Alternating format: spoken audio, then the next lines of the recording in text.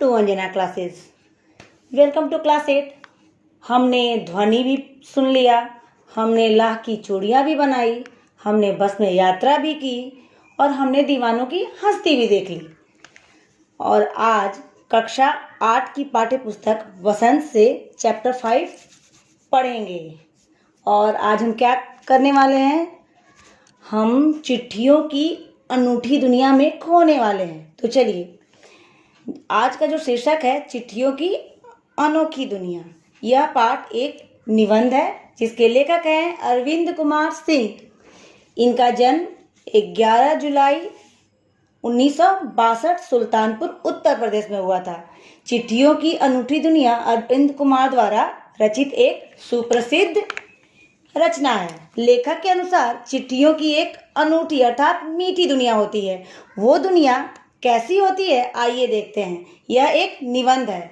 इस पाठ में चिट्ठियों की परंपरा का उल्लेख किया गया है, उनकी उपयोगिता और महत्व पर प्रकाश डाला गया है।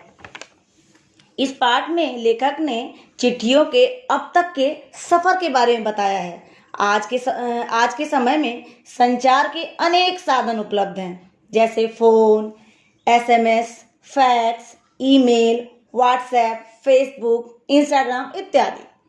परंतु पुराने जमाने में संदेशों को भेजने और प्राप्त करने का साधन सिर्फ और सिर्फ चिट्ठियां ही रही हैं। लेखक ने पत्र की दुनिया को अनूठी अर्थात मीठी बताया है। आज के समय में अनेक साधनों के उपलब्ध रहने के बावजूद पत्र की उपयोगिता अर्थात इम्पोर्टेंस खत्म नहीं हुआ। लेखक का कहना है कि जैसा पत्र संतोष देता है, फोन और एसएमएस का संदेश कहाँ दे सकता है। भले ही ये आज के आधुनिक साधन कम समय में भेजे जा सकते हैं, लेकिन पत्र में जितना संतोष और जितना संवेदना होती है उतनी इनमें कहाँ। इसका कारण शायद पत्र लिखने के लिए हमारे पास बहुत समय होता है। शायद इसीलिए वो सारे शब्द जो हमारे दिल की गहराइयों में होते हैं वो उभर के आते हैं।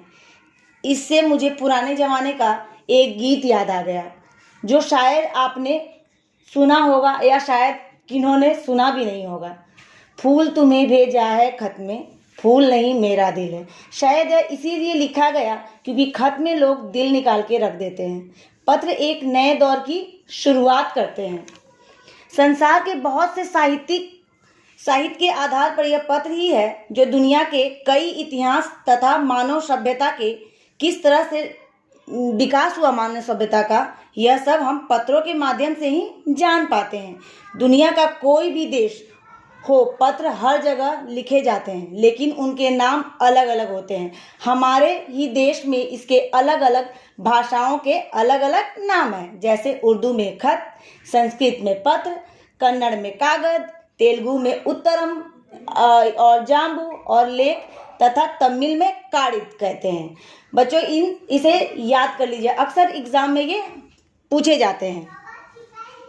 कोई भी पत्रों में लिखी हुई बातें स्थायी होती है, उसे कोई भी मिटा नहीं सकता। उसे हम संभाल कर एवं सहेज कर रख सकते हैं और जब चाहे तब उसे पढ़कर अपनी यादों को ताज़ा कर सकते हैं। आजकल पत्रों का चलन पहले से थोड़ा कम तो ज़रूर हुआ है। दुनिया में हर रोज़ करोड़ों पत्र लिखे जाते हैं। अकेले भारत में ही लगभग 4.5 करोड़ पत्र हर रोज़ डाक में डाले जाते हैं। पंडित जवाहरलाल नेहरू ने 1953 में कहा था कि हजारों साल तक पत्र को पहुंचाने का काम हरकारे या तेज दौड़ने वाले घोड़े करते थे, या कबूतरों द्वारा चिट्ठियां भी भेजी जाती थी। ये इस पे बहुत सारे फिल्म भी बने हैं, वो आपने बच्चों देखा होगा। फिर पहियों का आविष्कार हो जाने के बाद यातायात के साधनों में वृद्धि हुई, जिससे संदेश भेजना आसान हो गया। रेलवे और तार के आ जाने से संचार भेजना आसान हो गया, परंतु रेलवे और तार के आ जाने से संचार के क्षेत्र में एक क्रांति आई। तार के माध्यम से लोग बहुत ही कम समय में संदेश भेजने का काम करने लगे। 20वीं शताब्दी में पत्र लेखन ने एक कला का रूप ले लिया।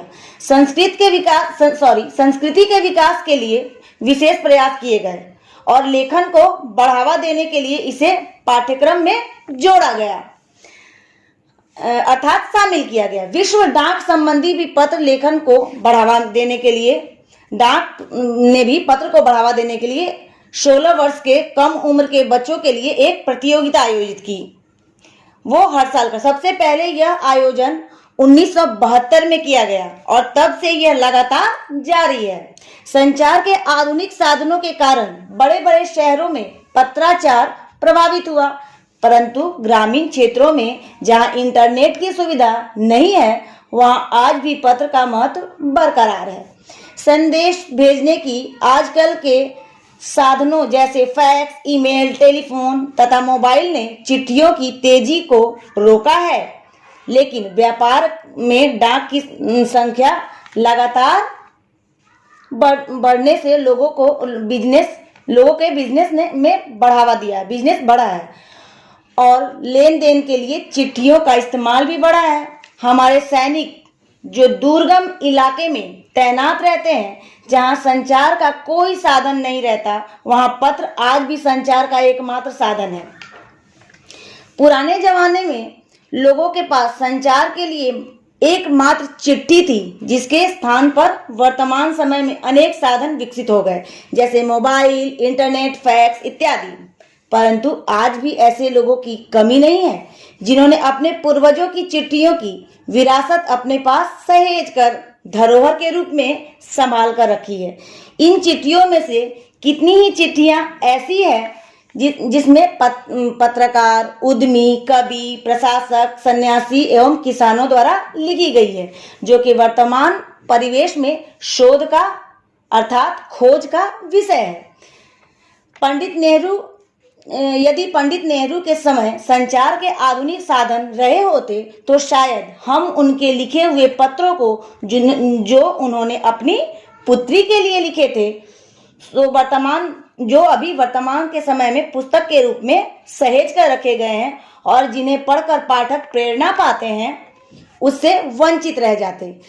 नेहरू जी ने आज़ादी के समय जब वह जेल में थे तब उन्होंने अपनी पुत्री इंदिरा गांधी के नाम बहुत से पत्र लिखे जो आज पुस्तक के रूप में उपलब्ध हैं, जिसे पढ़कर आज के युवा प्रेरित होते हैं। पत्रों को हम यादगार के रूप में संभाल कर रख सकते हैं, लेकिन क्या एसएमएस को रख सकते हैं? वो जितनी स्पीड में आती है उतनी स्पीड में खत्म भी हो जाती है, ये आपको पता है। संसार में प्रसिद्ध लोगों का सबसे बड़ा धरोहर उनके द्वारा लिखे पत्र ही होते हैं। दुनिया में ऐसे कई संग्रहालय हैं जहां विश्व प्रसिद्ध हस्तियों के पत्रों का अनूठा संकलन है। इस मामले में महात्मा गांधी सबसे पहले स्थान पे आते हैं। उनकी लोकप्रियता का अंदाजा इस बात से लगाया जा सकता है कि उनके पास दुनिया के तमाम देशों से पत्र आते थे, जो केवल महात्मा गांधी इंडिया लिखे होने के बावजूद गांधी जी जहां भी होते थे पत्र उन तक पहुंच जाया करते थे। इन पत्रों का जवाब देने में भी गांधी जी का स्थान सबसे आगे था। वे तुरंत इन पत्रों का जवाब लिख दिया करते थे। अगर उनका दाहिना हाथ थक जाता था तो वो बाएं हाथ से लिखते थे, पर जवाब देते जरूर थे। पत्र पाने वाले इस पत्रों को पुरस्कार से कम नहीं समझते थे। कितनों ने तो इसे फ्रेम कराकर अपने पास सहेज कर रखा है। यह पत्रों का जादू ही तो है जो पढ़ने वालों पर गहरा प्रभाव छोड़ता है। पत्रों के आधार पर दुनिया की अनेक भाषाओं में कई पुस्तकें लिखी जा चुकी हैं। सुमित्रानंदन पंत जी द्वारा हरिवंश राय बच्चन जी के नाम लिखे गए 200 और सूर्यकांत त्रिपाठी निराला के पत्रों को हमको लिखियो है नामक पुस्तक में संकलित है, तथा पत्रों के आईने में दयानंद सरस्वती समेत कई महान हस्तियों द्वारा लिखे गए पत्र पुस्तक के रूप में उपलब्ध हैं, जिन्हें पढ़कर हम प्रेरणा पाते हैं। इसी प्रकार 1915 से 1941 के बीच गांधी जी और रविंद्रनाथ टैगोर के बीच के पत्राचार का संग्रह महात्मा और कवि नामक पुस्तक में प्रकाशित हुआ।